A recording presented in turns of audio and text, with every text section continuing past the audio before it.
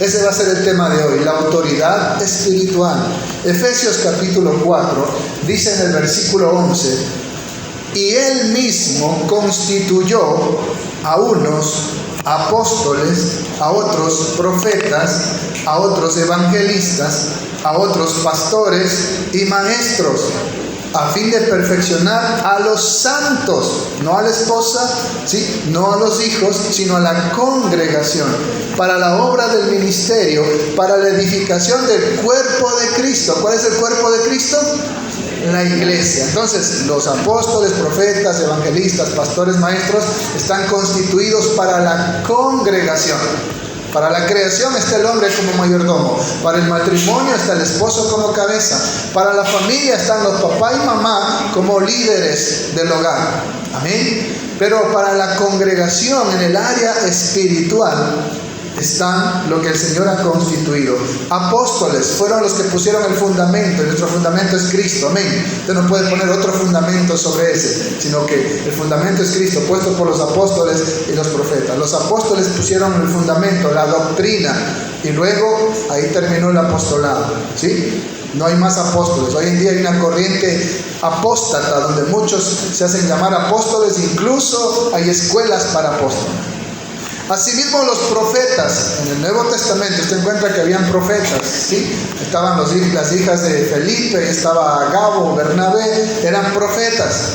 Pero una vez que el Apocalipsis se cierra, dice ya nadie más puede añadir ni quitar a la palabra de Dios, y la Biblia es ahora la palabra profética más segura. Amén. Ya no es que yo soy profeta y se me ha revelado esto. No, la Biblia es nuestra palabra profética más segura. Y si alguien te dice a ti, mira, yo tengo una palabra profética para ti, usted dígale en qué versículo está. Porque la Biblia es nuestra palabra profética más segura. Evangelistas, esos sí siguen todavía y tenemos que seguir evangelizando hasta que Cristo venga, hasta lo último de la tierra. Amén. Luego está unido pastores y maestros. Es más, el griego dice pastores maestros, ¿sí? Entonces, el pastor es ese maestro que instruye a la iglesia, que alimenta con la palabra de Dios, así como el pastor alimenta a las ovejas, las cuida, las dirige. Ese es el trabajo del pastor y es el que está también vigente. Evangelistas, pastores, maestros. Hay muchos que tienen el don de ser maestros, pero no tienen el llamado a pastores. Pero todo pastor debe prepararse para ser un maestro en la palabra de Dios, porque va a alimentar a las ovejas con la palabra de Dios. Es irresponsable que alguien diga, tengo el llamado de pastor, y no va a prepararse. Es como un médico querer curar sin estudiar medicina. Va a matar al paciente. ¿Amén? Entonces, por eso es importante lo que estamos viendo aquí. Y cuando dice, y Él mismo constituyó, está hablando de Cristo Jesús, quien es la cabeza de la iglesia, y Él constituye esta línea de autoridad, el cual es pastores y maestros. Pero para entender el trabajo pastoral necesitamos entender lo que es el sacerdocio. ¿Y qué es el sacerdocio? El sacerdote es aquel intercesor que acerca al hombre a Dios. Recuerde que por causa del pecado estamos destituidos de la gloria de Dios, porque la paga del pecado es muerte, separación, ¿sí? Entonces, ¿cómo se reconciliaban los hombres con Dios? En el altar, presentando sacrificios, holocaustos. Ese trabajo sacerdotal en el Antiguo Testamento vemos que lo hacía el padre de familia. Voy a mencionar algunos textos, solo no lo vamos a buscar. Por ejemplo, en Génesis 4, del 3 al 5, vemos a Caín y Abel presentando ofrendas, presentando sacrificios. Ellos podían hacerlo. Génesis 8:20, vemos a Noé bajarse del arca, poner un altar y presentar holocaustos. ¿Sí? No se preocupen por los textos, solo son referencias. En Génesis 12:7 vemos a Abraham levantando un altar al Dios que se le apareció. También vemos que en Génesis 22, el versículo 9, ¿sí?, Dios le pide a Abraham que presente como holocausto a su hijo Isaac. Ya conocemos la historia, ¿verdad? Es decir, ellos podían hacer eso. Ellos podían presentar sacrificios, ellos podían presentar ofrendas, ellos podían inmolar a los animales y presentárselos directamente a Dios. Hay algo interesante en Génesis 14, usted lo puede leer en casa, del 18 al 20, donde Abraham se encuentra con Melquisedec, quien es llamado sacerdote del Dios Altísimo. Y él le entrega el diezmo del botín de guerra que habían conseguido en esa batalla. Y en Hebreos capítulo 7, del 1 al 10, usted va a leer la historia de la comparación entre Jesús y Melquisedec. Y dice el versículo 4, tan grande era este sacerdote, Melquisedec, que Abraham le dio los diezmos de todo. Melquisedec era el sacerdote del Dios Altísimo, es decir, habían ya personas que estaban encargadas del sacerdocio en ciertas naciones. En la nación donde él llega, conocían todavía al Dios verdadero, y ahí estaba Melquisedec como sacerdote del Dios Altísimo. Usted puede ver en el transcurso de la historia, en Génesis 26-25, Isaac hace un altar y presenta sacrificios. Ellos podían hacer eso. En Génesis 26-25, Isaac. En Génesis 35-7, usted ve a Jacob levantando un altar en Betel y presentando sacrificios. Hasta ese entonces, ellos podían presentar sacrificios en el altar.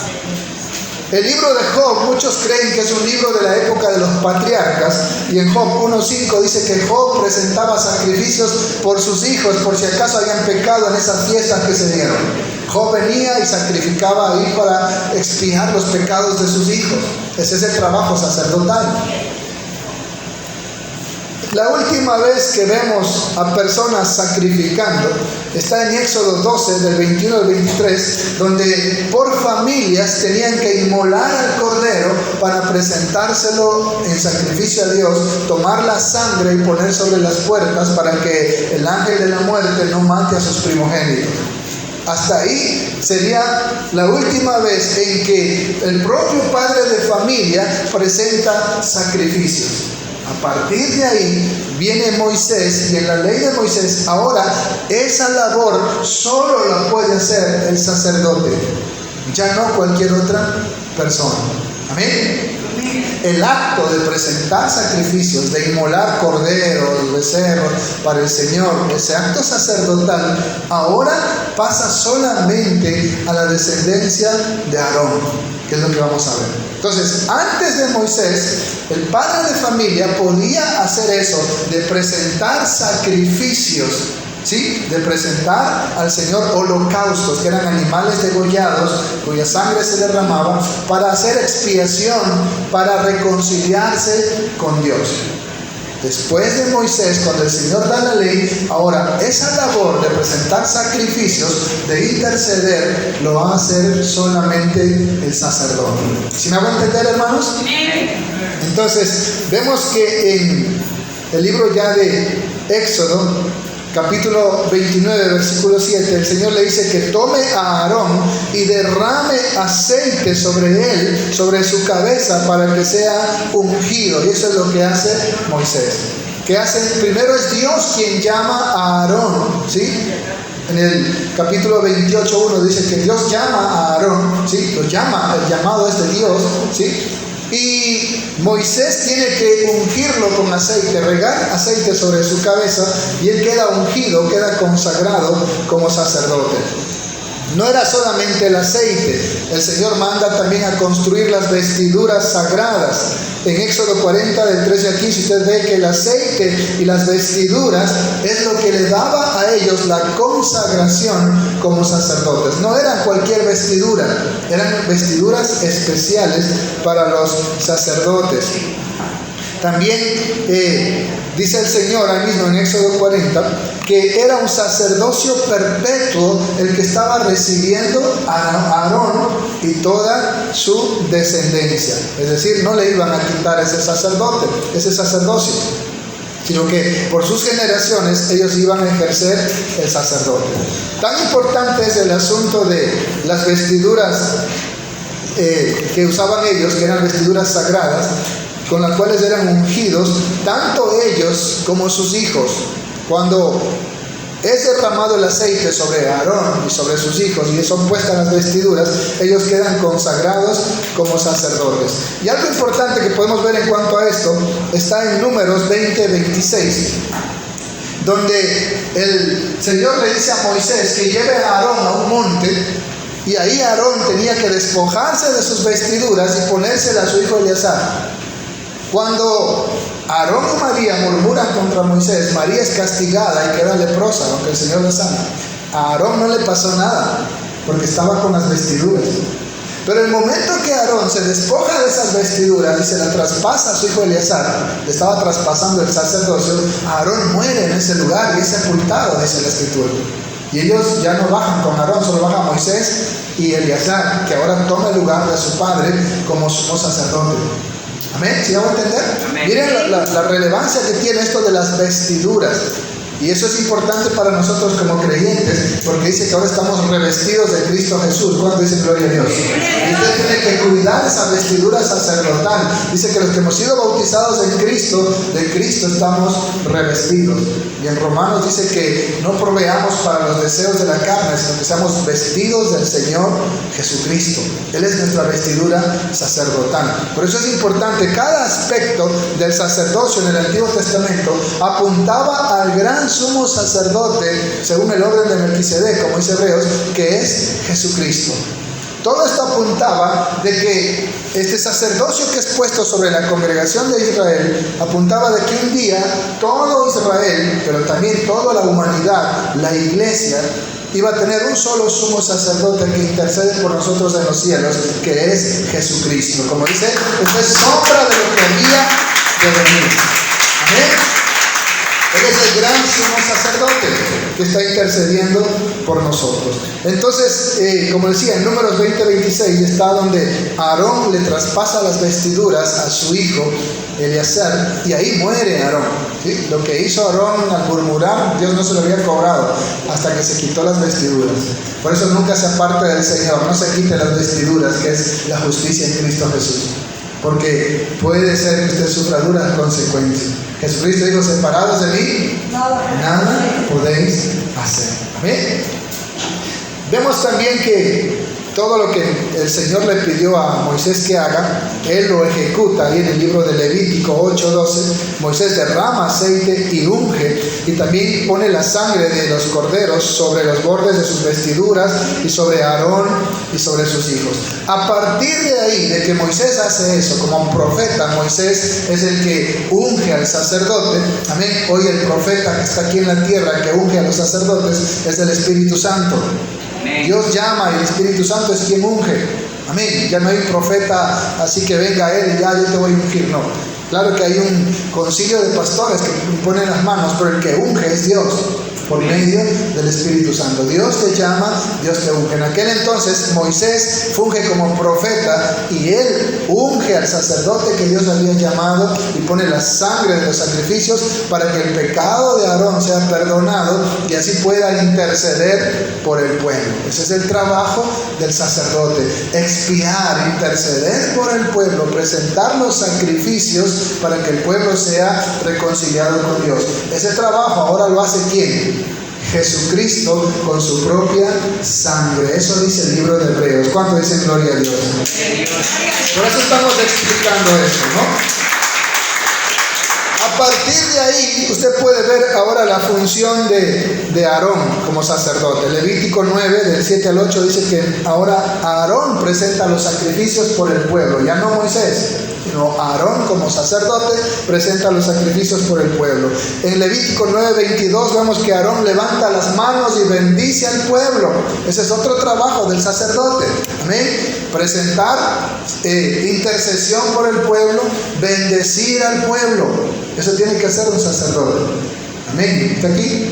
Amén. Si alguna vez alguien siente el llamado a ser ese sacerdote del Señor, ese llamado a ser pastor, tiene que entender cuál es la función que tiene que hacer como un servidor de Dios. Vemos también en Levítico 10, del 7 al 11, Dios le da instrucciones a los sacerdotes, como no beber vino ni sidra, porque tienen que estar sobrios para poder diferenciar entre lo santo y lo profano, entre lo limpio y lo que no es limpio, y poder enseñar al pueblo. Así que los sacerdotes no podían estar borrachos. Y yo recuerdo cuando era niño que los más borrachosos en la fiesta eran los curitas, ¿sí? El que más fumaba. Pero aquí dice que no, que el sacerdote incluso no puede casarse ni con mujer divorciada, ni con mujer que haya sido prostituta, sino le da una serie de elementos para ver la santidad que tenía que practicar el sacerdote. Y si usted está notando en casa, tiene mucho para investigar. Yo anoche terminé a las 2:30 de la mañana. Y todas las maravillas que usted puede ver en cuanto a los requisitos para el sacerdote. Y como le decía, todo eso apuntaba al gran sumo sacerdote que es Cristo Jesús. Amén. Entonces, en Levítico 21, del 10 al 12, también el Señor dice que Él tiene que tener cuidado por el aceite de la unción que está Él y por su consagración. No podía tocar cadáveres, no podía salir con el aceite de la unción del tabernáculo e ir a mezclarse con la gente, porque la gente moriría por la unción que estaba en Él. Mire, para Él salir del tabernáculo tenía que quitarse las vestiduras con las que había ministrado, tenía que bañarse para no santificar al pueblo. Y no podía mezclarse con el pueblo por la santidad que Él representaba para el tabernáculo. ¿Amén? Eso nos da a entender que esa función hoy solo Jesucristo lo puede hacer, porque solo Él es santo. ¿Cuánto dice gloria a Dios? ¿Amén? Por eso digo, todo esto es figura, es sombra de lo que había de venir, que es Cristo Jesús. Hoy los sacerdotes tenemos que mezclarnos con las ovejas. Por eso el Señor cambia la figura de sacerdote a pastor. El pastor sí se mezcla con las ovejas para poder alimentarlas, guiarlas. Si no, imagínense lo que hacían los fariseos, ¿verdad? Los fariseos no dejaban que nadie le toque. Los fariseos, por eso un fariseo dijo: ¿cómo es que este hombre es profeta y se deja tocar por esa mujerzuela? ¿Recuerdan? ¿Sí? Porque ellos nunca se hubieran dejado tocar. Por ellos esa mujer se perdía. Pero Jesucristo dijo que vino a buscar y a salvar lo que se había perdido. ¿Cuánto dicen gloria a Dios? Por eso el Señor cambia la figura de sacerdote a pastor, porque el pastor sí abraza a la oveja, le saca la garrapata, le saca las espinas, venga sus heridas, le corta la lana, ¿verdad? Sí, aunque también se beneficia de la lana, dice, ¿no? Pero él tiene contacto con las ovejas. El sacerdote no tenía contacto con el pueblo, porque él tenía que ser santo para ministrar las cosas sagradas en el tabernáculo. ¿Cuántos están aquí? Amén. Y eso se aplica al creyente también. Usted no puede mezclarse con las cosas de este mundo, con la mundanalidad, con la impiedad, porque ahora usted es el sumo sacerdote y su cuerpo es el templo del Espíritu Santo. Y usted tiene que ser santo porque Dios es santo. Así que eso también tiene su aplicación en su vida. Usted no puede andar mezclado en discotecas, en estadios donde insultan y maldicen y cuantas cosas, porque su cuerpo es templo del Espíritu Santo y usted como sacerdote no debe contaminarse, debe estar puro. Y ahí estamos hablando de nuestra relación con el Espíritu Santo, no de nuestra función como evangelistas, que tenemos que ir al mundo para ganar almas para Jesucristo. Sí, no decir, no, que no puedo mezclar con nadie porque soy puritano. No, usted tiene que ir como Cristo vino acá a tener comunión con los pecadores para salvarlos, no para Él hacerse igual que ellos, sino que ellos se conviertan a Jesucristo. La diferencia, hermanos. Amén.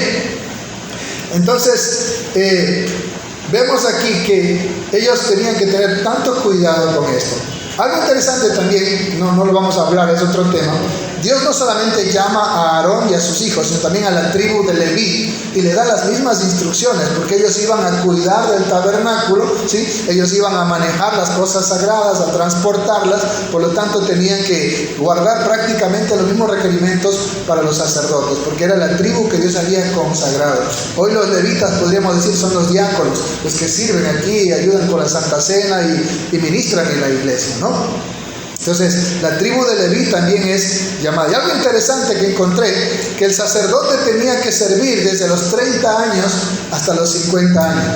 Por eso los rabinos no dejaban que nadie predique si no pasaba los 30 años. Por eso Jesús a los 30 años empieza su ministerio. En cambio, los levitas tenían que servir desde los 25 años hasta los 50 años. Eso está en Números 8, del 24 al 25, ¿no? Ellos tenían que servir desde los 25 hasta los 50 años. Entonces, ese es otro tema, no he querido tocarlo aquí, pero lo menciono, ¿sí? Está también Números 1, del 51 al 53, te puede ver todo el trabajo que tenían que hacer los levitas. En el libro de Números, algo que hace el sacerdote, Números 44, vemos, Números 17, del 1 al 11, que la gente murmura y cree que ellos también pueden hacer el trabajo de Aarón, y Dios, para acabar con eso, hace que cada uno de ellos tenga una vara por las tribus, y la vara de Aarón florece. Usted ha leído esa historia, ¿verdad? ¿Sí? Donde el Señor confirma que el llamado para sacerdote era para Aarón, no para todas las demás líderes de las otras tribus, sino solamente Aarón. Entonces usted puede leer esa historia en Números 17, del 1 al 11. Vemos también a Aarón, donde el Señor le dice en Números 18, del 7 al 8, que a Aarón le ha dado el don del servicio y el cuidado de las ofrendas. Qué interesante lo que dice ahí, ¿no? Yo le he dado a Aarón el don del servicio. Hermanos, servir al Señor es un don. Ministrar para el Señor es un regalo de Dios, es un gran privilegio. ¿Cuántos lo quieren?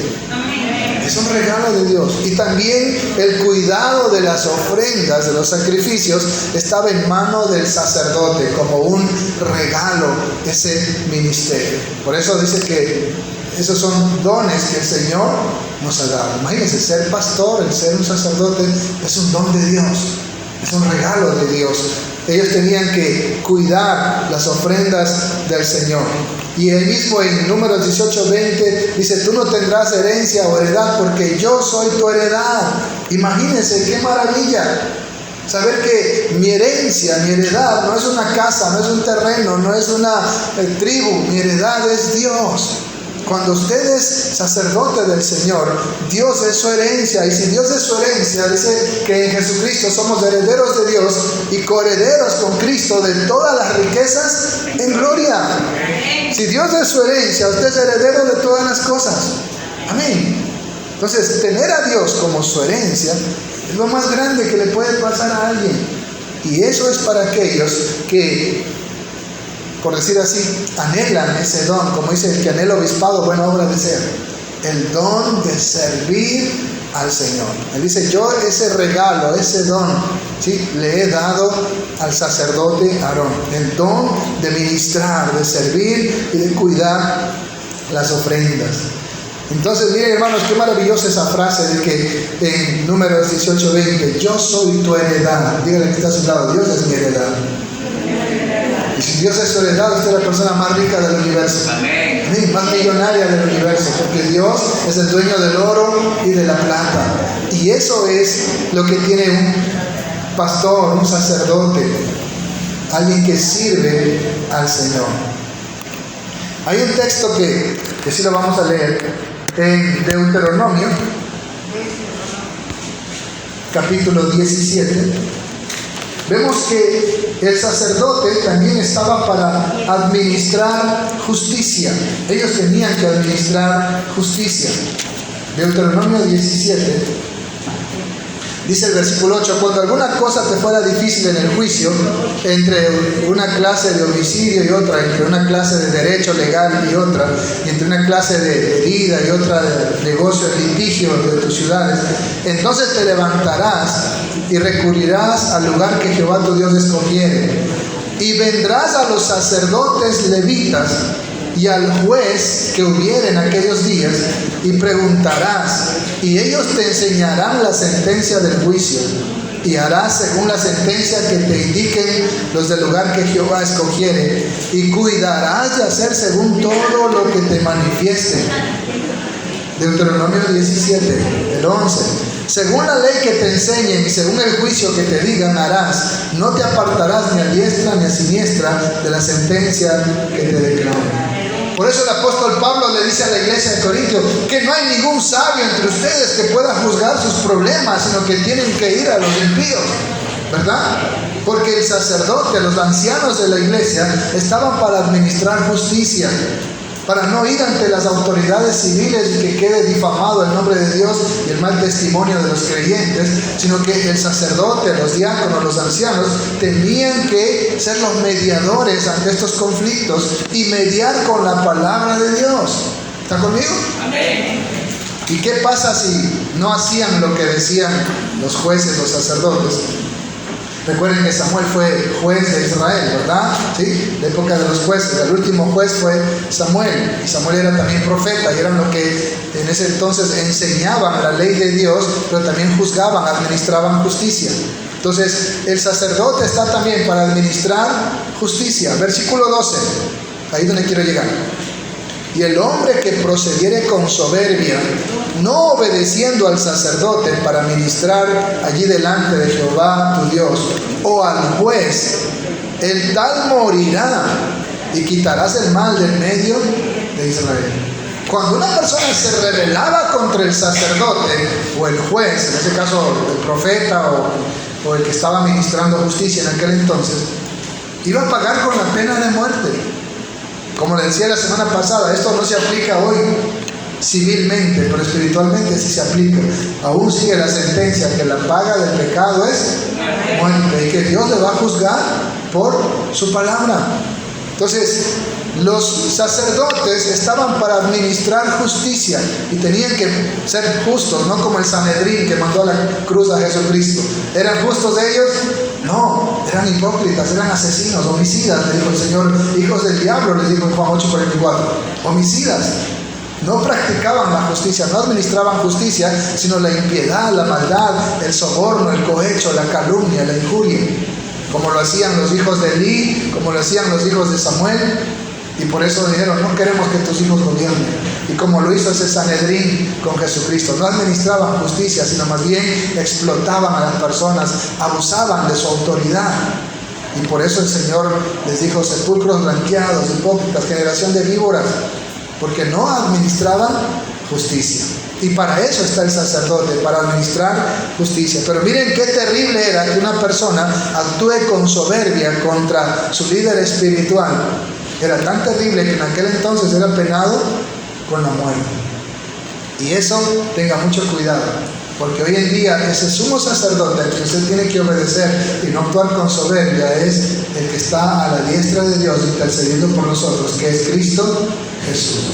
Pero también aquellos que Él ha constituido, como dice hoy, como pastores y maestros. ¿Está conmigo? Qué importante es esto, hermanos. Reconocer esa autoridad instituida por Dios, que Él ha constituido para la asamblea, para el cuerpo de Cristo, para la iglesia.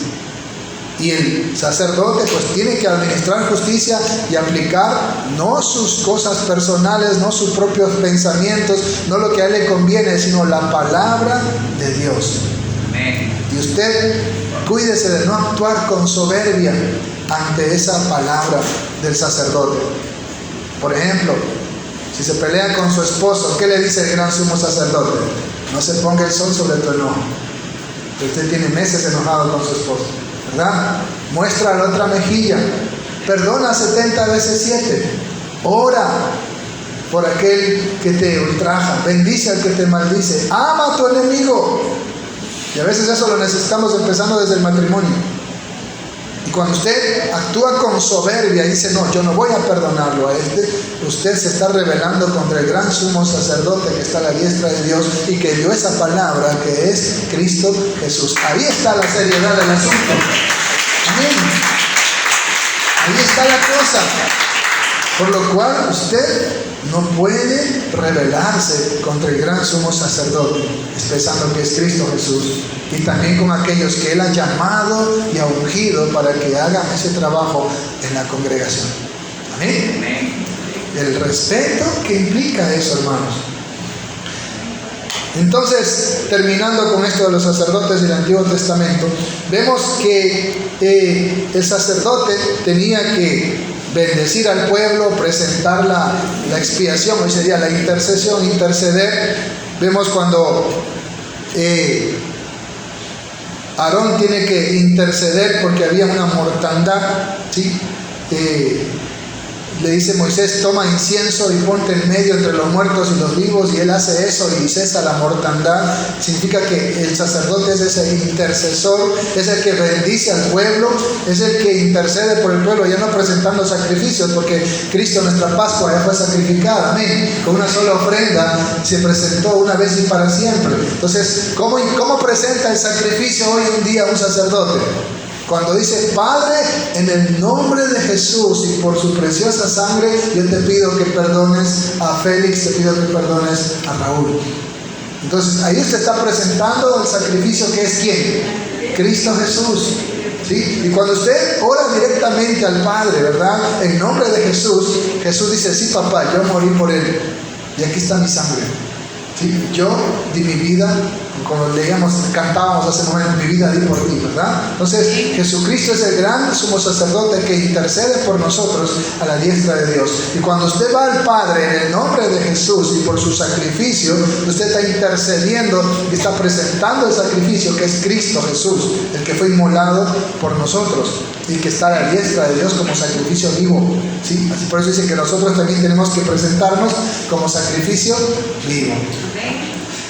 Algo que podemos ver y que menciona aquí en la administración de justicia es a los sacerdotes y a los jueces.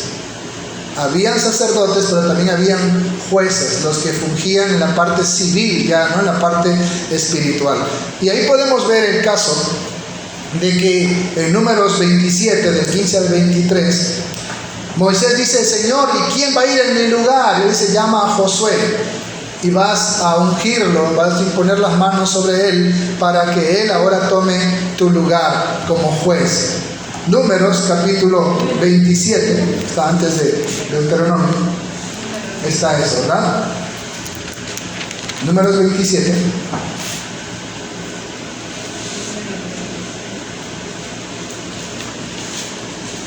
Dice el 15, entonces respondió Moisés a Jehová diciendo, ponga Jehová Dios de los espíritus de toda carne, un varón sobre la congregación, que salga delante de ellos y que entre delante de ellos, que los saque y los introduzca, para que la congregación de Jehová no sea como ovejas sin pastor. De ahí viene la figura.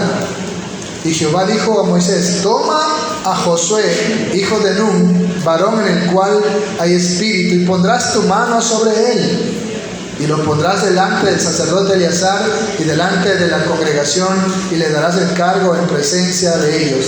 Y pondrás tu dignidad sobre él, para que toda la congregación de los hijos de Israel le obedezca. Él se pondrá delante del sacerdote y le consultará. El juez consulta a quién. Ya hablamos hace un momento, ¿quién administra justicia? El sacerdote y el juez. El juez tiene que consultar al sacerdote y le consultará por el juicio, dice, del Urim delante de Jehová.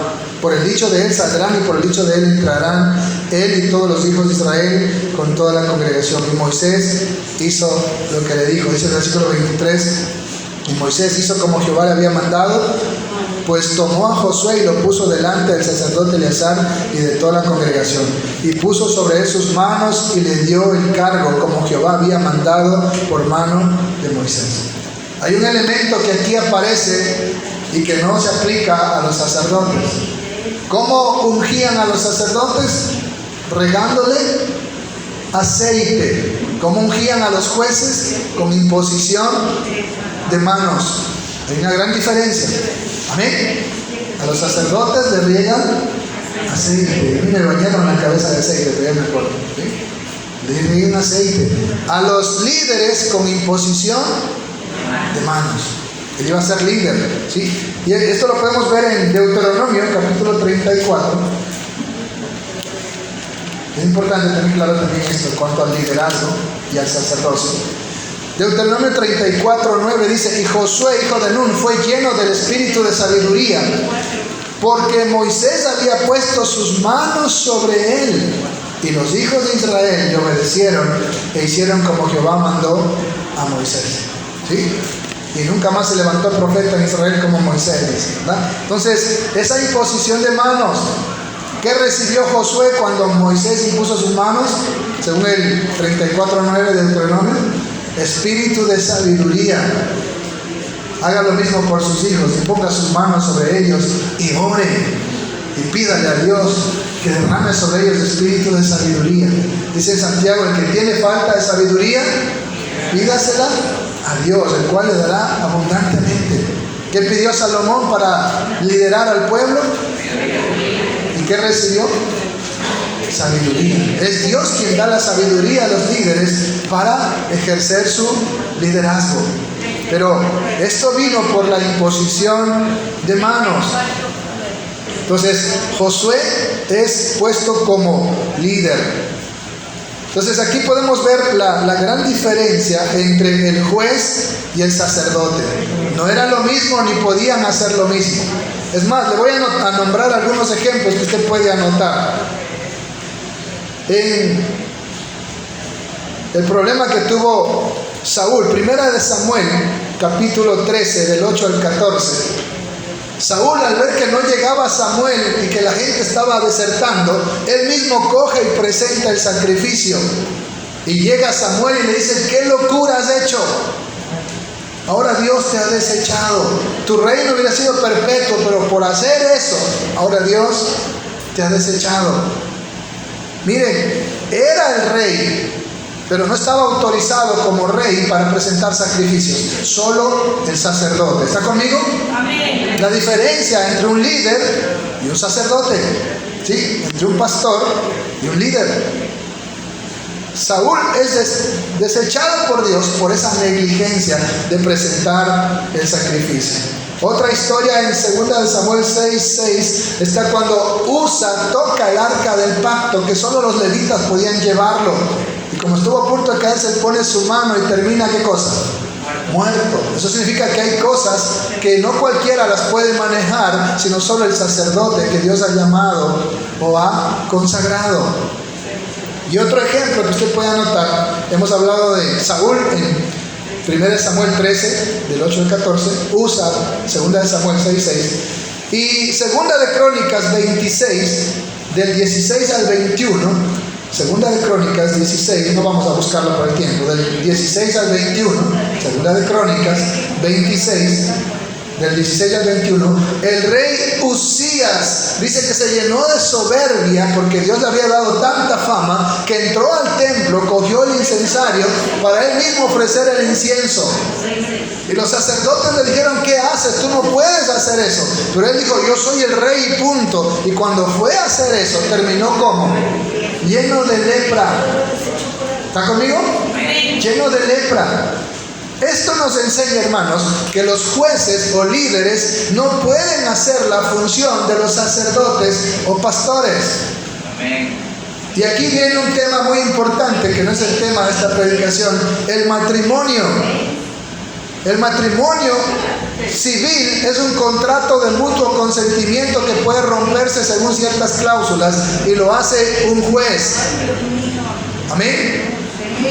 Pero hasta ahí todavía no están casados, civilmente sí. Pero el matrimonio eclesiástico, que es el más importante, no lo puede hacer un juez, no lo puede hacer un abogado, solo lo hace un sacerdote.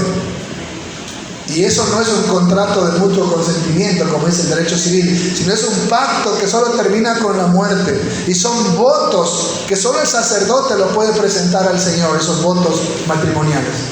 Y tienen que ser en el altar. Dice: traerás tus votos a mi altar. Entonces, hay gente que dice: no, ya me casó el abogado, ya me casó el juez, ya estoy casado. Delante de Dios no estás casado, estás casado delante de las autoridades terrenales. Pero cuando vienes al sacerdote, ¿sí? Y él aquí en el altar ministra esos votos que tú estás presentando y el pacto o juramento que estás haciendo con Dios, esposa y esposo, esposa, ahí recién estás casado delante de Dios. Porque hay cosas que un juez no lo puede hacer, sino solo un sacerdote. ¿Sí me he hecho entender, hermanos? Me estoy yendo bastante rápido porque el tema es muy extenso. Hay que diferenciar entre la labor de un juez o líder y la labor que solo un sacerdote, o en este caso pastor, lo puede hacer. Entonces muchos dicen: no, ya me casé por el civil, suficiente. Sí, estás casado ante el presidente de la república, ante las autoridades civiles, pero ante Dios estás en concubinato o en fornicación. Y debes casarte delante de Dios, donde el ungido de Dios es el que presenta esos votos matrimoniales. ¿Está conmigo? Amén. Por eso es importante esto, entender cuál es la función de la autoridad espiritual constituida por Jesucristo, establecida por Dios. Es importante tener claro eso, y por eso estamos hablando de este tema. ¿Quién es la autoridad espiritual constituida por Dios? El sacerdote, ¿sí? O pastor en nuestro caso. Que es el que presenta los sacrificios, el que intercede, es el que hace como Jesucristo, que es el único mediador entre Dios y los hombres. Y el sacerdote, el pastor, es el mediador entre las personas y Jesucristo, que hace esa función. Solo es un intermediario, pero el que hace todas las cosas es Cristo Jesús, como el gran sumo sacerdote. ¿Está conmigo? Nosotros somos como los... ¿cuál sería la palabra? Los consiervos, los que estamos aquí al servicio del Señor, pero Él es el gran sumo sacerdote. Los levitas mataban al holocausto, le quitaban el estiércol, las pezuñas, preparaban todo y se lo daban al gran sumo sacerdote que presenta el sacrificio, pero ellos ministraban todo lo demás. Y eso es lo que hace un pastor, ¿verdad? El gran sumo sacerdote, Jesucristo, es el que presenta ante Dios esa intercesión, los votos y todo lo demás, y el pastor solo es como un intermediario, como un ayudante, como un servidor mismo, un siervo de Jesucristo. Pero Jesucristo es el príncipe de los pastores. ¿Cuándo dicen amén? Entonces, miren la función que tiene un sacerdote. Él intercede, Él bendice, Él intermedia, ¿sí? Pero Jesucristo es el gran sumo sacerdote. Qué importante, hermanos, es entender esto de la autoridad espiritual. Bien, para terminar, ya hemos visto entonces que no es lo mismo un juez, ¿sí?, que un sacerdote. Los jueces, aunque era el rey mismo, no podía hacer las funciones del sacerdote. Usa, por tocar el arca del pacto, que solo los sacerdotes podían manipular, terminó muerto, ¿sí? Usías, por ir a ofrecer el incienso en el lugar santo, terminó leproso. Y Saúl, por no esperar a Samuel el sacerdote y presentar él mismo el sacrificio, ¿qué pasó? Fue desechado. No, yo no necesito ir al culto ni el pastor, yo en mi casa nomás hago todo. ¿Qué está haciendo usted? Está despreciando lo que Dios ha constituido. ¿Está conmigo? Amén. Por eso no estamos hablando de cristianos que son solitarios, ¿verdad? Estamos hablando del cuerpo de Cristo, de una congregación. No hay cristianos ermitaños. De eso hablamos en Vida con Propósito. Fuimos llamados para ser parte de la familia de Dios. No pueden ser cuerpos mutilados que andan por ahí regados por todos lados. Tiene que estar unido el cuerpo de Cristo. Vámonos al Nuevo Testamento. Ya estamos terminando entonces. Y quiero leer Hebreos, capítulo 5. Póngale silencio, ¿eh? Hebreos, capítulo 5, del 1 al 4. Aquí vamos a entender lo que hace un sacerdote. ¿Ya lo tiene? El libro de Hebreos, capítulo 5. Dice desde el versículo 1: porque todo sumo sacerdote, tomado de entre los hombres, es constituido a favor de los hombres en lo que a Dios se refiere, las cosas sagradas, para que presente ofrendas y sacrificios por los pecados. Hoy nosotros hacemos lo mismo, pero presentando a Jesucristo como ese sacrificio. ¿Está conmigo? Amén. Versículo 2. Para que se muestre paciente con los ignorantes y extraviados.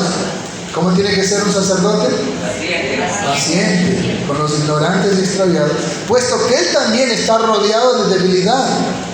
Y apáguelo por favor. Y por causa de esa debilidad debe ofrecer por los pecados, tanto por sí mismo como también por el pueblo. O sea, yo no puedo venir aquí, Señor, vengo a orar por la iglesia, que no tengo que orar por mí. Señor, yo también soy un pecador, perdóname, límpiame y hazme digno de estar delante de ti para interceder por la iglesia. ¿Está conmigo? Por sí mismo primero. Pero miren el versículo 4, quiero que le preste atención a ese versículo 4. Y nadie toma para sí esta honra, sino el que es llamado por Dios, como lo fue Aarón. Solo el que ha sido llamado por Dios puede ejercer el sacerdocio o pastorado. Hay muchos que se autoproclaman hoy en día pastores, apóstoles, profetas, y cuántas cosas más. Tú querubín, por ahí se nombró uno algo. Mesías, y cuántos nombres se ponen. Sin que Dios los haya llamado. Y muchos ni siquiera entraron por la puerta, se metieron por ahí, por otro lado. Es Dios el único que llama. Y cuando Dios te llama, Él va a confirmar ese llamado. ¿Está conmigo? Y cuando Dios te llama, ten por seguro, dice Romanos 11:29, que el llamamiento de Dios es irrevocable. Los dones y el llamamiento de Dios son irrevocables. No es que Dios te llama para que seas pastor un día, un mes, un año. Si Dios te llamó al ministerio, es irrevocable. No importa dónde vayas, Él va a servirte. Conozco un pastor que fue mi maestro en el seminario y él se jubiló de su iglesia. Y él se fue a su casa y luego el Señor lo llevó a otro lugar y le dijo: aquí quiero que abras una iglesia. Y ahora tiene una iglesia grande en otro lugar, porque los pastores no se jubilan. Si tú tienes el llamado, es irrevocable. Amén. Si tú dices que tienes el llamado, pero ni siquiera estás evangelizando ni abriendo una célula, no tienes el llamado. No esperes a que te den una iglesia en bandeja de plata. ¿Están conmigo? Y lo digo yo, que el Señor me dio una iglesia en bandeja de plata. Pero yo no estaba cruzado de brazos, estaba de misionero, estaba trabajando en otras iglesias, estaba ganando almas, hasta que el Señor me estableció aquí. Pero yo estaba siempre consciente de eso, que en algún momento yo tenía que abrir una iglesia, porque ese es mi llamado, y eso es lo que yo quería hacer. Pero la voluntad del Señor fue ponerme aquí. Pero una persona que dice que es pastor y está esperando que le pongan en bandeja de plata y no hace nada por evangelizar, por hacer células, por lo demás, es porque no tiene el llamado. ¿Está conmigo? Cuando usted tiene el llamado, eso hierve por dentro y usted no puede estar tranquilo. Usted tiene que ir a ganar almas, a trabajar para el Señor. Usted quiere servir al Señor, no puede hacer otra cosa. No se siente bien si no está haciendo eso. Usted quiere estar ahí sirviendo a Dios. Como dijo el profeta: ay de mí si no lo hago, es un fuego que arde dentro de mí. Queremos servir al Señor. Ese es el llamado que es irrevocable. Voy a nombrar algunos textos, no lo busque. Usted puede ver que en Hechos 1:26, por sorteo, los hombres, ¿sí?, eligen a Matías como el apóstol número 12 en lugar de Judas. Por sorteo y hecho por los hombres, y Dios no valida eso. Matías no aparece nunca más. Pero miren la diferencia en el libro de Hechos capítulo 13. Ahí vemos el llamado de Dios para el que él había escogido como el apóstol número 12. No era Matías, ¿sí? Ellos se adelantaron, ni siquiera esperaron que venga el Espíritu Santo, ¿verdad? Sino que ellos tomaron esa decisión. Hechos capítulo 13, ¿ya lo tienen? Versículo 2. Desde el 1 dice: había entonces en la iglesia que estaba en Antioquía profetas y maestros: Bernabé, Simón, el que se llamaba Níger, Lucio de Cirene, Manaén, el que se había criado junto con Herodes el tetrarca, y Saulo. Ministrando estos al Señor y ayunando. Mire, la iglesia ayunaba. Una vez escuché decir a un pastor en una convención que no hay que ayunar en este tiempo. Ahí la iglesia estaba ayunando. ¿Dijo quién? El Espíritu Santo. El Espíritu Santo dice: apartadme a Bernabé y a Saulo para la obra a que los he llamado. Aquí no hubo sorteo, aquí no hubo elección por dedos ni por hombres. El Señor había llamado a Saulo y a Bernabé para la obra que Él tenía preparado para ellos. Y aquí viene lo que hicieron también con Josué. Entonces, habiendo ayunado y orado, les impusieron las manos y los despidieron. ¿Amén? ¿Qué hicieron con Pablo y Bernabé? Imposición de manos y al ministerio. Pero ¿quién los había llamado? El Espíritu Santo. No es que por elección, no es que el papelito a ver a quién le sale y elegido por los hombres. Dios es el que llama al ministerio y te confirma en el ministerio. ¿Está conmigo? Podrá pasar lo que sea, podrán matar. Solo matándote te pueden sacar del ministerio. Pero Dios te va a afirmar donde Él te ha puesto. ¿Está conmigo? Entonces, miren la diferencia entre lo que hicieron con Matías y lo que hizo el Espíritu Santo con Saulo. Por eso Pablo le dice a Timoteo, ahí en 2 de Timoteo 1:6, aviva el don de Dios que tú recibiste por la imposición de mis manos. Pablo había impuesto las manos sobre Timoteo. Y en 1 Timoteo 4:14 dice, lo que recibiste por la imposición de manos del presbiterio. La palabra presbítero significa anciano, presbiterio significa consejo de ancianos. Eso significa que quienes ordenan a un misionero, quienes ordenan a un pastor, quienes ordenan a un líder en la iglesia, son los ancianos de la iglesia. Es decir, los líderes de la iglesia. Son los que ordenan o imponen manos para que esa persona vaya a servir. Aquí lo hemos hecho con 2 hermanos, ¿verdad? Le hemos lavado los pies, pusimos manos y ahora están sirviendo como pastores en otro lugar, para la gloria de Dios. Así que esta iglesia ha parido hijas y ha parido pastores. ¿Cuándo dicen gloria a Dios? ¿Amén? Y tenemos que seguirlo haciendo, que Dios siga usándonos para esa gloria, hermano. Entonces, el presbiterio tiene que ver con los ancianos.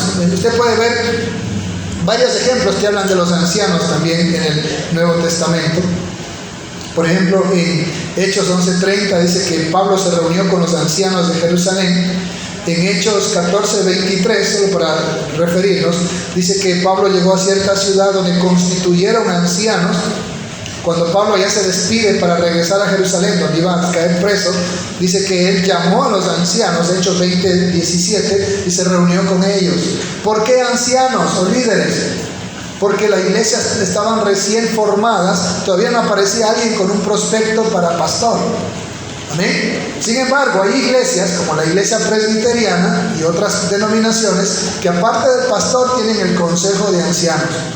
Los bautistas solo tenemos pastores y diáconos. ¿Está conmigo? ¿Sí? Pero hay otras iglesias que tienen consejo de ancianos. Por ejemplo, la iglesia, me parece que la Alianza, ¿sí?, tienen consejos de ancianos. Que conocí el centro cristiano, y tienen consejo de ancianos o presbiterio.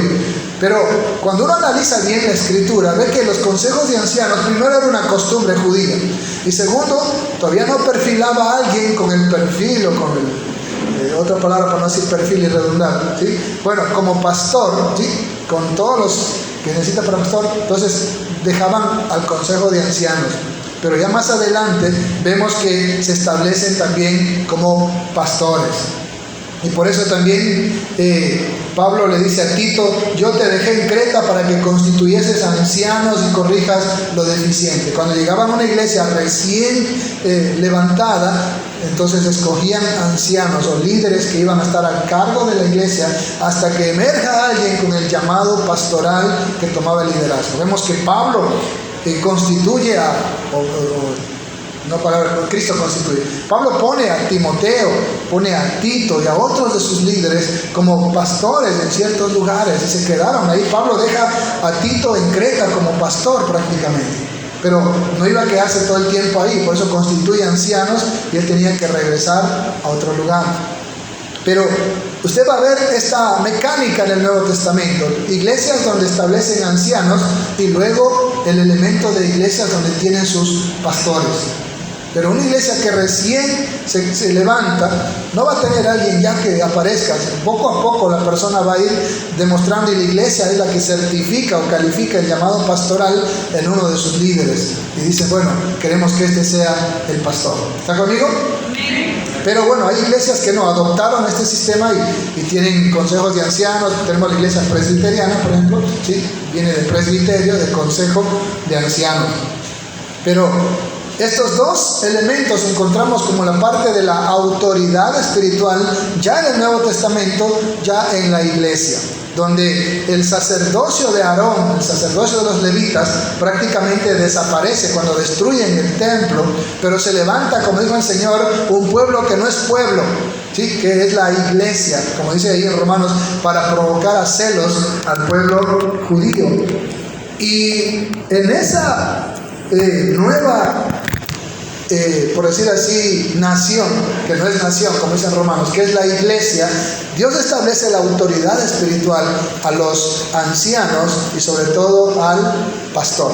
Amén. Toma esa figura como pastor. Y en diferentes lugares usted va a ver que, por ejemplo, Santiago 5:4 dice: llame a los ancianos y oren por el que está enfermo y úngale con aceite, ¿verdad?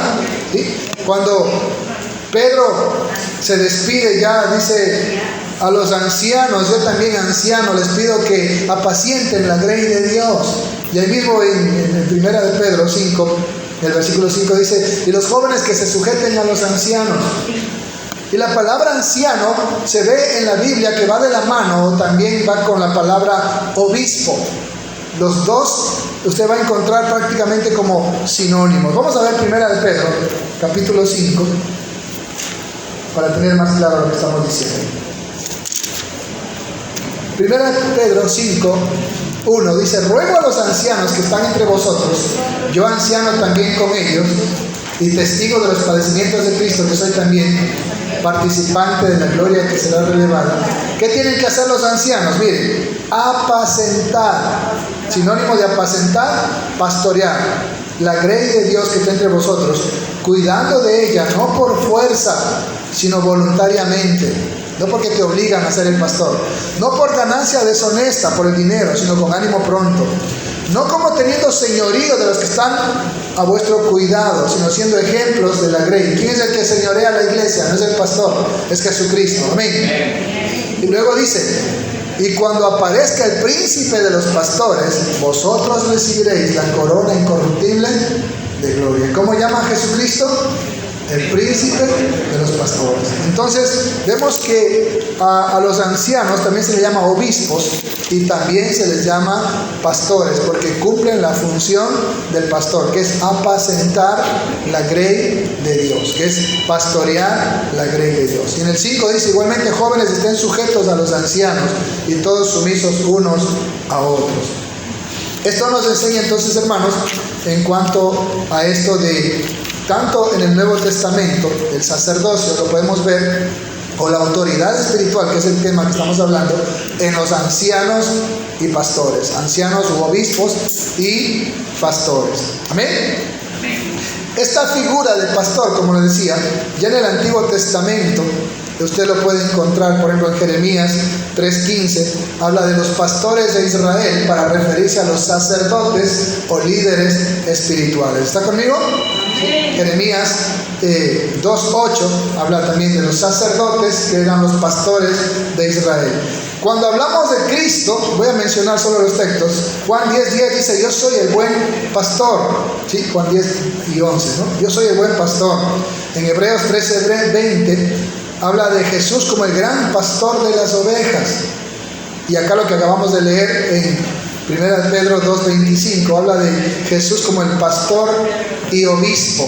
Y 1 Pedro 5:4 como el príncipe de los pastores. Entonces a Jesucristo se le da ese título de el gran pastor, ¿sí? El príncipe de los pastores, el pastor y obispo. Jesús recibe esos títulos. Y Él es el que constituye, como decía el libro de Efesios 4:11, a los pastores maestros. Amén. Él mismo constituyó, dice, a unos apóstoles, a otros profetas, a otros evangelistas, a otros pastores y maestros. Entonces usted va a encontrar en el Nuevo Testamento esos títulos: ancianos, obispos, pastores. ¿Sí? Ancianos u obispos cuando la iglesia todavía no tenía esa figura de pastor, pero ya en otros lados el pastor, que era ya el líder de la congregación. Como les decíamos al principio, en el hogar usted es el sacerdote, usted es el pastor, con la responsabilidad de la formación espiritual de sus hijos. Pero cuando hablamos de congregación, el Señor constituye esa autoridad espiritual, que es el sacerdote o pastor. ¿Está conmigo, hermanos? Espero no haberlos cansado tanto de haber sido bien explícito. Entonces, Él mismo constituye esos pastores o líderes de la iglesia, del cual el Señor dice que tenemos que sujetarnos, que obedecerlos, ¿sí? Y que tenemos que seguir su ejemplo. ¿Cuánto le damos un aplauso al Señor?